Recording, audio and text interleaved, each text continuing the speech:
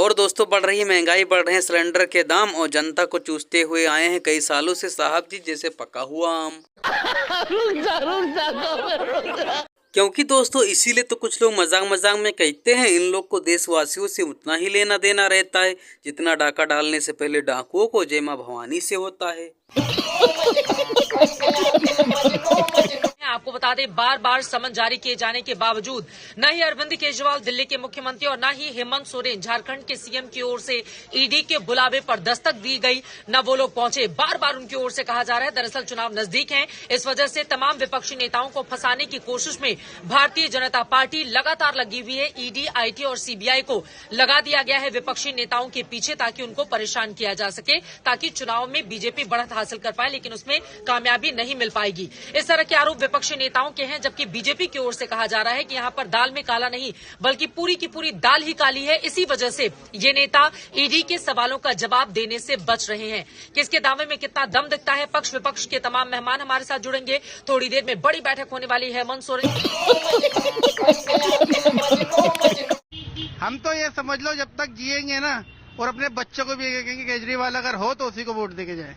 इतना लंबा पीढ़ियों तक, इतना लंबा सर, बहुत ऐसा क्या खुश हो गए कि अपने बच्चों तक कह के जाओगे? अपने पढ़ाई को भी देगा। वहाँ पे विष्णु गार्डन में हमारे दोस्त का जो बच्चा सरकारी स्कूल में जाता है, देखिए स्विमिंग पूल तक है उस स्कूल में, और आई कार्ड से एंट्री होती है, वो भी गवर्नमेंट स्कूल की, गवर्नमेंट स्कूल में।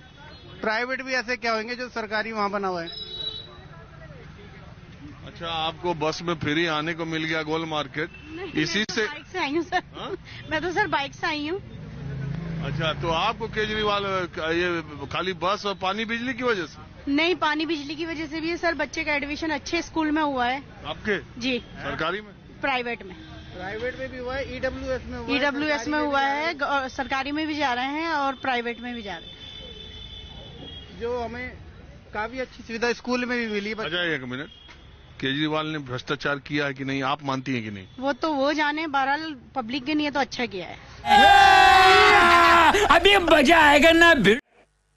आपको मैंने गारंटी दी थी कि 1000 दिन में आपको तेज इंटरनेट की सुविधा पहुंच जाएगी। आज Kochi Lakshadweep submarine optical fibre project का लोकार्पण हो गया है। अब लक्षद्वीप में भी 100 गुना अधिक स्पीड से इंटरनेट चल पाएगा। इससे सरकारी सेवाएं हो, इलाज हो, एजुकेशन हो, डिजिटल बैंकिंग हो, ऐसी अनेक सुविधाएं और बेहतर होगी। लक्षद्वीप में लॉजिस्टिक्स सर्विस का हब बनाने की जो संभावनाएं हैं, उनको भी इससे बल मिलेगा। लक्षद्वीप में भी हर घर तक पाइप से पानी पहुंचाने के लिए तेजी से काम किया जा रहा है। खारे पानी को मीठे पानी में बदलने वाला नया प्लांट इस मिशन को और आगे बढ़ाएगा। भाई साहब, कुछ ज्यादा नहीं हो गया ये? मतलब कुछ भी। इस प्लांट से हर रोज 1.5 लाख लीटर पीने का पानी मिलेगा। इसके पायलट प्लांट्स अभी कवरत्ती, अगत्ती और मिनिकॉय आइलैंड में लगाए गए हैं। आम आदमी पार्टी की तरफ से एक बार फिर से ट्वीट करके कहा गया है कि अरविंद केजरीवाल को कभी भी गिरफ्तार किया जा सकता है। आपको बता दें कि तीसरे समन पर भी ईडी के सामने पेश नहीं हुए हैं अरविंद केजरीवाल। और अब से कुछ देर पहले आतिशी ने एक ट्वीट करके कहा है, सोशल मीडिया पर आशंका जताई है कि अरविंद केजरीवाल को कभी भी गिरफ्तार किया जा सकता है। केजरीवाल के घर पर रेड मारी जा सकती है, ये लिखा है आतिशी ने। उन्होंने कहा है कि उन्हें कभी भी गिरफ्तार किया जा सकता है क्योंकि 3 समन्स के बावजूद भी ईडी के सामने अरविंद केजरीवाल पेश नहीं हुए हैं।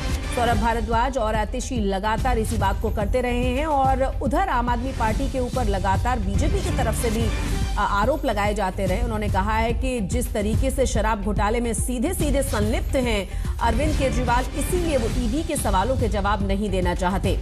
साथ ही ईडी से तमाम सवालों की लिस्ट भी केजरीवाल और उनकी पार्टी की तरफ से मांगी गई है। तो आतिशी इस वक्त हमारे साथ फोन लाइन पर जुड़ गई हैं। आतिशी, आपने जो ट्वीट किया है, हालांकि इस तरह की संभावनाएं पहले भी आप लोगों की तरफ से जाहिर की जा रही थी। देखिए, हमें काफी विश्वास सूत्रों से खबर आ रही है कि कल अरविंद केजरीवाल जी के घर पे रेड होगी और उनको अरेस्ट भी किया जाएगा। ये बिल्कुल साफ है कि जो ये पूरा टाइमिंग है, जो उनको बार बार समन भेजा जा रहा है, अब उनको अरेस्ट करने का प्लान बनाया हुआ है, ये सिर्फ और सिर्फ लोकसभा के चुनाव से जुड़ा हुआ है। क्योंकि एक ऐसा केस जिसमें 1.5 साल से इन्वेस्टिगेशन चल रहा है, जिसमें आज तक 1 रुपया कैश, ना कोई सोना, ना कोई प्रॉपर्टी, ना कोई शेल कंपनी के कागज बरामद हुए, उसमें ऐसी क्या हड़बड़ी आ गई कि 2 हफ्ते के अंदर 3 हफ्ते के अंदर 3 बार समन भेज दी।